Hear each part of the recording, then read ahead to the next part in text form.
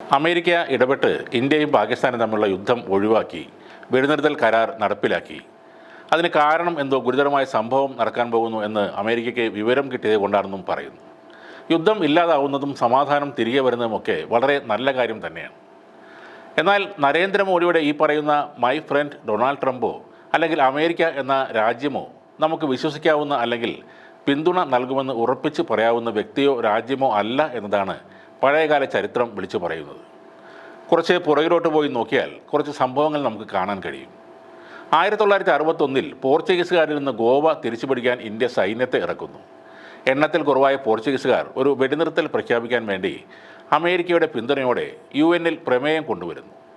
എന്നാൽ ഇന്ത്യയുടെ എക്കാലത്തെയും നല്ല സുഹൃത്തായ പഴയ സോവിയറ്റ് യൂണിയൻ ഈ പ്രമേയം വീറ്റോ ചെയ്ത് അവിടെ പരാജയപ്പെടുത്തുന്നു.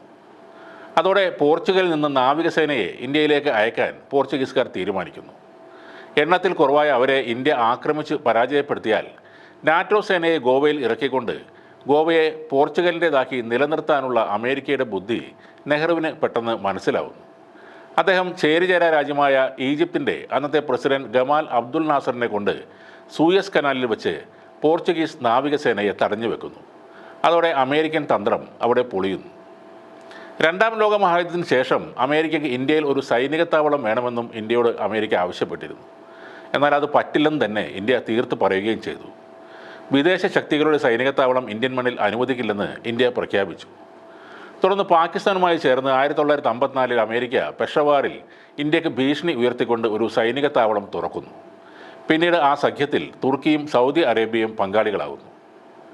1971 കിഴക്കൻ പാകിസ്ഥാൻ എന്ന ഇന്നത്തെ ബംഗ്ലാദേശ് പിടിക്കാൻ പാകിസ്ഥാൻ യുദ്ധത്തിനിറങ്ങുന്നു. ഇന്ത്യ ഇടപെടരുതെന്ന് അമേരിക്ക പറയുന്നു. എന്നാൽ ഇന്ദിരാഗാന്ധി ആ പ്രശ്നത്തിൽ സജീവമായി ഇടപെടുന്നു.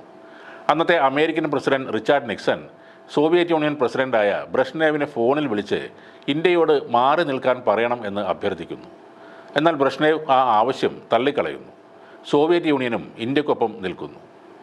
ഇതിനെ തുടർന്നാണ് അമേരിക്ക ആണവ വിമാനവാഹിനി കപ്പൽ USS എൻ്റർപ്രൈസ് ഉൾപ്പെടുന്ന 7ാം കപ്പൽ പടയെ ഇന്ത്യയിലേക്ക് അയക്കുന്നത്. ISS വിക്രാന്തിൻ്റെ 5 ഇരട്ടി വലിപ്പമുള്ള കപ്പലാണ് USS എൻ്റർപ്രൈസ്. അതിനുശേഷം മറ്റൊരു യുദ്ധക്കപ്പലായ USS ട്രിപ്പോളി ബംഗാൾ ഉൾക്കടലിലേക്ക് വരുന്നു. പാകിസ്ഥാനെ സഹായിക്കുകയാണ് ഈ 2 കപ്പലുകളുടെയും ലക്ഷ്യം. അപകടം മനസ്സിലായ ഇന്ദിരാഗാന്ധി സോവിയറ്റ് യൂണിയനോട് സഹായം അഭ്യർത്ഥിക്കുന്നു. തുടർന്ന് USS എൻ്റർപ്രൈസിനെ ബ്ലോക്ക് ചെയ്യാൻ സോവിയറ്റ് യൂണിയൻ്റെ ആണവായുധ മിസൈലുകൾ നിറച്ച 2 അന്തർവാഹിനികൾ വ്ളാഡിവോസ്റ്റോക്ക് തുറമുഖത്തു നിന്നും പുറപ്പെടുന്നു. 5ാം ദിവസം ബംഗാൾ തീരത്ത് ഇത് എത്തിച്ചേരുന്നു. അതോടെ അമേരിക്കൻ കപ്പൽപ്പട പിന്തിരിയുന്നു. ഇത് ഇപ്പോഴും ഇന്ദിരാഗാന്ധിയുടെ മാത്രം വീരകൃത്യമായി ചിലർ പാടി നടക്കുന്നുണ്ട്. പിന്നീട് 1989 ISRO-7 ക്രയോജനിക് റോക്കറ്റ് എഞ്ചിനും സാങ്കേതിക വിദ്യയ്ക്കായി ഇന്ത്യ സോവിയറ്റ് യൂണിയനെ സമീപിക്കുന്നു. തരാമെന്ന് സോവിയറ്റ് യൂണിയൻ സമ്മതിക്കുകയും ചെയ്തു. മറ്റൊരു രാജ്യവും ഇന്ത്യക്ക് ടെക്നോളജി നൽകുവാൻ തയ്യാറല്ലായിരുന്നു. അമേരിക്കയും കാനഡയും ഉൾപ്പെടെ മറ്റ് രാജ്യങ്ങൾ ഇത് തടയാനും നീട്ടിക്കൊണ്ടു പോകുവാനും ശ്രമിച്ചിരുന്നു. 1998 ഇന്ത്യ പൊഖ്രാനിൽ ആണവ പരീക്ഷണം നടത്താൻ തീരുമാനിക്കുന്നു. അത് തടയാൻ പഠിച്ച പണി 18 അമേരിക്ക പയറ്റി നോക്കുന്നു. എന്നാൽ എല്ലാ എതിർപ്പും മറികടന്ന് ഇന്ത്യ പരീക്ഷണം നടത്തി ആണവ ശക്തിയായി മാറുന്നു.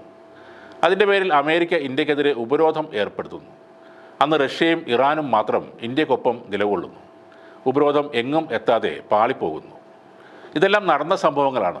ഇതൊക്കെ വിശകലനം ചെയ്താൽ കൃത്യമായി നമുക്ക് പറയാൻ കഴിയും നമ്മളോടൊപ്പം നമ്മുടെ രാജ്യത്തിനൊപ്പം നിന്നത് ആരൊക്കെയാണെന്ന്, ആരെയാണ് മൈ ഫ്രണ്ട് എന്ന് നമ്മൾ വിളിക്കേണ്ടതെന്നും.